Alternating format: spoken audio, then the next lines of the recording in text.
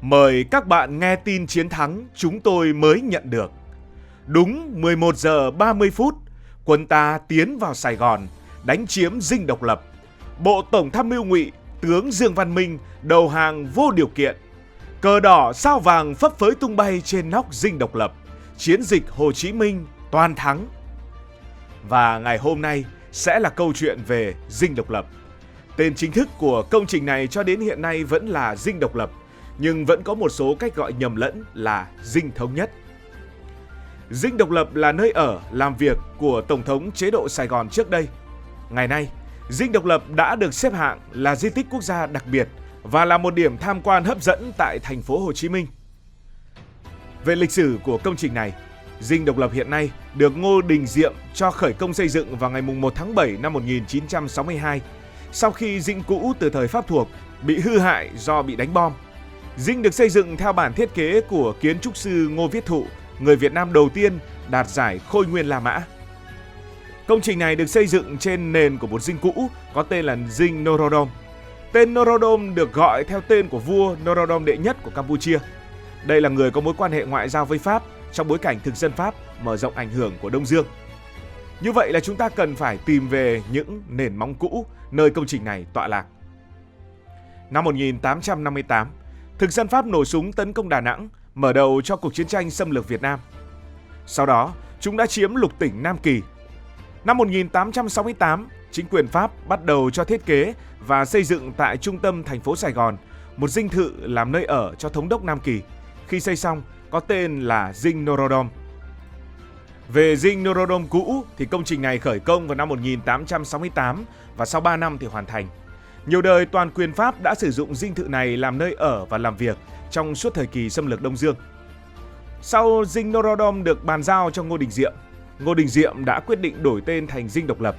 Từ đó Dinh Độc Lập trở thành nơi ở của gia đình Ngô Đình Diệm và là nơi chứng kiến nhiều biến cố chính trị. Ngô Đình Diệm đã duy trì chế độ độc tài, dồn dân vào ấp chiến lược, thi hành luật 10 năm 9, không những gây phẫn uất trong nhân dân mà còn gây ra sự bất bình trong nội các chính quyền Sài Gòn.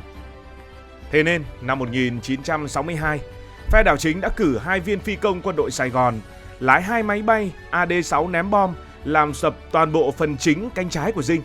Do không thể khôi phục lại, Ngô Đình Diệm đã cho san bằng và xây một dinh thự mới ngay trên nền đất cũ. Ngô Đình Diệm đã quyết định khởi công xây dựng dinh vào ngày 1 tháng 7 năm 1962. Trong thời gian xây dựng dinh mới, gia đình Ngô Đình Diệm tạm thời chuyển sang sống tại Dinh Gia Long, hiện nay là Bảo tàng thành phố Hồ Chí Minh. Công trình đang xây dựng dang dở thì Ngô Đình Diệm bị phe đảo chính hạ bệ vào năm 1963. Do vậy, vào ngày khánh thành dinh, ngày 31 tháng 10 năm 1966, người chủ tọa buổi lễ là Nguyễn Văn Thiệu. Như vậy, Ngô Đình Diệm là người khởi xướng xây dựng Dinh Độc Lập, nhưng ông ta không sống ở đây được bất kỳ một ngày nào, mà người có thời gian sống ở dinh này lâu nhất là Nguyễn Văn Thiệu, từ tháng 10 năm 1967 đến ngày 21 tháng 4 năm 1975. Nguyễn Văn Thiệu là người cuồng tâm linh, tín phong thủy đến mức mời cả những thầy phong thủy về Dinh Độc Lập, rồi là cả trấn yểm Mồ Mả, yểm Long Mạch ở quê nhà, nhưng Nguyễn Văn Thiệu vẫn không giữ được chính quyền của mình. Cụ thể, vào năm 1967, nghe tin có thầy địa lý cao tay ở Hồng Kông, Thiệu liền cho người mời sang Việt Nam để trấn yểm Dinh Độc Lập. Về phần kiến trúc của Dinh Độc Lập được thiết kế bởi kiến trúc sư Ngô Viết Thụ. Công trình được xây dựng trên diện tích 4.500 m² với diện tích sử dụng là 20.000 m².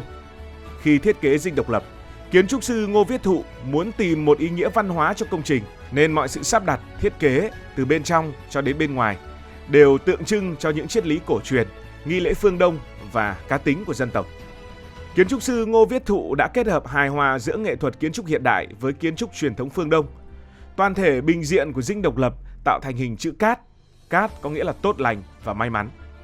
Vẻ đẹp kiến trúc của dinh còn được thể hiện bởi bức rèm hoa đá mang hình dáng những đốt trúc, thanh tao, và khu vực này chính là khu vực xung quanh tầng 2. Rèm hoa đá được biến cách từ bức tường của các cung điện cố đô Huế, không chỉ làm tăng vẻ đẹp của Dinh Độc Lập mà còn có tác dụng lấy ánh sáng mặt trời. Đi vào bên trong của Dinh Độc Lập thì những đường nét kiến trúc đều dùng đường ngay sổ thẳng. Các hành lang, đại sảnh, các phòng đều lấy câu chính đại quang minh làm gốc. Sân trước của dinh có một thảm cỏ hình oval có đường kính là 102 m. Mặt xanh của cỏ tạo ra một cảm giác êm dịu, sảng khoái cho khách ngay sau khi bước qua cổng. Chạy dài theo suốt chiều ngang của đại sảnh là hồ nước hình bán nguyệt. Trong hồ thả hoa sen và hoa súng, gợi hình ảnh của những hồ nước yên ả ở các ngôi đình, ngôi chùa cổ kính ở Việt Nam. Khu nhà chính có hình chữ T, diện tích là 4.500 m², cao 26 m, nằm ở vị trí trung tâm của khu đất. Đây là nơi ở, làm việc của Tổng thống chế độ Sài Gòn cũ. Khu này có 3 tầng lầu, 2 gác lửng, 1 sân thượng, 1 tầng nền và tầng hầm. Tổng diện tích sử dụng là 20.000 m², chia làm tổng cộng là 95 căn phòng. Mỗi phòng có một chức năng riêng, kiến trúc và cách trang trí phù hợp với mục đích sử dụng của nó. Sau năm 1975, khu nhà này tiếp tục được sử dụng một số phòng, còn lại để phục vụ du khách tham quan. Vào quãng thời gian hoàn thành, Dinh Độc Lập là công trình có quy mô lớn nhất ở miền Nam và có chi phí xây dựng cao nhất, ước tính 150.000 lượng vàng. Các hệ thống phụ trợ bên trong dinh cũng đều rất hiện đại, đó là điều hòa không khí, hệ thống phòng cháy chữa cháy, thông tin liên lạc và nhà kho. Tầng hầm chịu được oanh kích của bom lớn và pháo. Các phòng của Dinh Độc Lập được trang trí nhiều tác phẩm sơn hà cẩm tú, tranh sơn mài và tranh sơn dầu. Nói về Dinh Độc Lập phải nói đến vụ ném bom của phi công Nguyễn Thành Trung. Phi công Nguyễn Thành Trung có tên thật là Đinh Khắc Trung. Ông sinh năm 1947 tại xã An Khánh, huyện Châu Thành, tỉnh Bến Tre. Là con trong một gia đình giàu truyền thống cách mạng, sau khi cha bị địch giết hại, ông đã thay lý lịch và cài vào hoạt động trong quân đội Việt Nam Cộng Hòa. Năm 1969, Nguyễn Thành Trung được đi đào tạo phi công ở Mỹ. Đến năm 1972 thì về nước, đóng quân tại căn cứ không quân Biên Hòa, biên chế trực thuộc Sư đoàn 3 Không quân, Phi đoàn 540 Thần Hổ. Ngày 8 tháng 4 năm 1975, khi nhận lệnh đi ném bom vùng Giải Phóng, phi công Nguyễn Thành Trung đã đánh lạc hướng đài chỉ huy, quay lại ném bom vào Dinh Độc Lập, cơ quan đầu não của chính quyền Sài Gòn. Mặc dù kế hoạch và phương án đã được tính toán kỹ lưỡng, nhưng thời điểm hành động đến khá bất ngờ với cả bản thân ông. Theo dự định, ông sẽ ném 2 quả bom xuống Dinh Độc Lập, 2 quả còn lại tặng cho sứ quan Mỹ. Ông đã cho máy bay đổ nhào xuống từ độ cao 1.000 m thì cắt bom. Khi kéo cần lên, ông thấy 2 đạn khói bốc lên từ ngoài sân. Biết là trượt, ông quyết định quay lại. Lần này bom rơi trúng vào chữ T trên nóc dinh, đúng vào bãi đỗ của máy bay trực thăng. Ông còn vòng lại để nhìn cho chắc, chỉ tiếc là không còn bom để giáng vào tòa đại sứ Mỹ. Ném bom xong, phi công Nguyễn Thành Trung đã lái máy bay ra vùng Giải Phóng, hạ cánh an toàn xuống sân bay dã chiến ở Bà Rá, Phước Long. Trên đường bay, ông dùng đạn 12 ly bắn xuống kho xăng Nhà Bè, nhưng có thể địch đã dùng những biện pháp đặc biệt để bảo vệ nên không một bồn xăng nào bốc cháy. Và với dân tộc Việt Nam, Dinh Độc Lập gắn liền với thời khắc lịch sử. Trưa ngày 30 tháng 4 năm 1975, dẫn đầu đội hình xe tăng của quân Giải Phóng tiến vào Dinh Độc Lập là 2 chiếc xe tăng T-54B mang số hiệu 843 và T-59 mang số hiệu 390. Cả 2 chiếc xe tăng này đều đã lần lượt húc đổ cổng phụ và cổng chính tại trung tâm đầu não cuối cùng của chính quyền Sài Gòn, đánh dấu chấm hết trong cuộc chiến phi nghĩa chia cắt dân tộc Việt Nam suốt 2 thập kỷ. Tuy nhiên, trong suốt một thời gian dài, đã xảy ra tranh cãi rằng đâu mới là chiếc xe tăng đầu tiên có được vinh dự húc tung cánh cổng chính của Dinh Độc Lập và tiến tới giữa sân, tạo nên một trong những khoảnh khắc truyền cảm hứng bậc nhất trong lịch sử Việt Nam. Mãi đến sau này, nhờ bức ảnh tư liệu quý giá của nữ nhà báo Pháp Françoise Desmoulins công bố vào năm 1995, thì chiến công của chiếc xe tăng 390 do Trung úy Vũ Đăng Toàn chỉ huy mới được công nhận. Như bức ảnh cho thấy, dù là chiếc xe đầu tiên tiến vào khu vực cổng chính của Dinh Độc Lập, tuy nhiên xe tăng 843 lại bị kẹt ở cổng phụ và không thể di chuyển tiếp. Ngay lập tức, xe tăng 390 đã nhanh chóng tiến vào húc tung cổng chính của Dinh thay cho những người đồng đội của mình. Đến năm 2012, cả 2 chiếc xe tăng huyền thoại 390 và 843 đã được chính phủ công nhận là bảo vật quốc gia nhằm xác thực chính xác về chiến công của 2 chiếc xe tăng đặc biệt này. Và chúng sẽ mãi mãi là minh chứng cho một thời kỳ kháng chiến chống Mỹ cứu nước của dân tộc ta. Nhưng vì sao xe tăng T-59 lại có thể dễ dàng húc đổ cổng Dinh Độc Lập? Bởi vì xe tăng này sử dụng động cơ diesel có công suất cực đại 520 mã lực, có thể chứa 815 lít nhiên liệu, nặng 36 tấn và di chuyển với vận tốc tối đa 50 km/h. Với sức mạnh này, không quá khó hiểu khi xe tăng T-59 có thể dễ dàng tăng tốc để húc đổ cổng Dinh Độc Lập mà không cần tốn bất kỳ một viên đạn nào. Phần cuối chúng ta sẽ nói về kiến trúc sư của công trình Dinh Độc Lập, đó là kiến trúc sư Ngô Viết Thụ.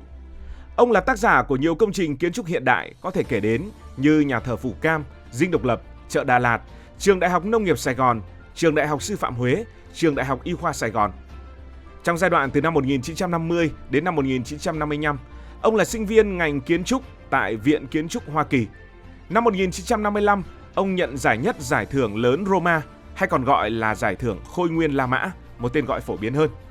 Giải thưởng này được tạo ra từ thế kỷ 17 ở Pháp.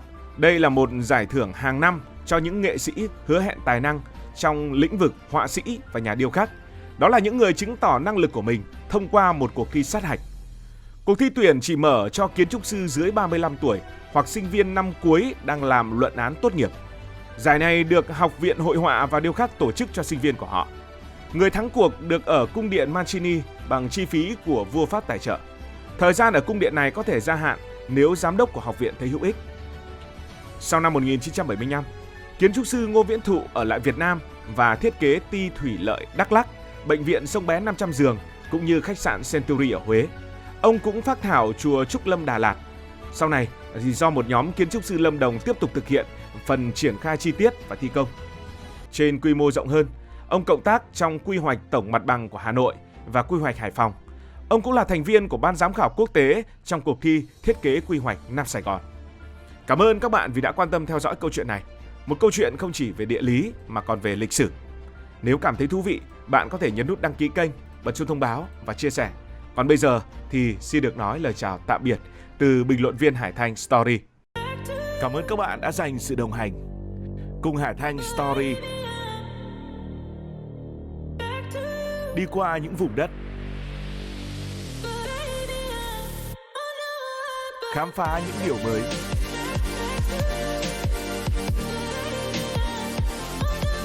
Đừng ngần ngại, hãy để lại những góp ý và xin được hẹn gặp lại.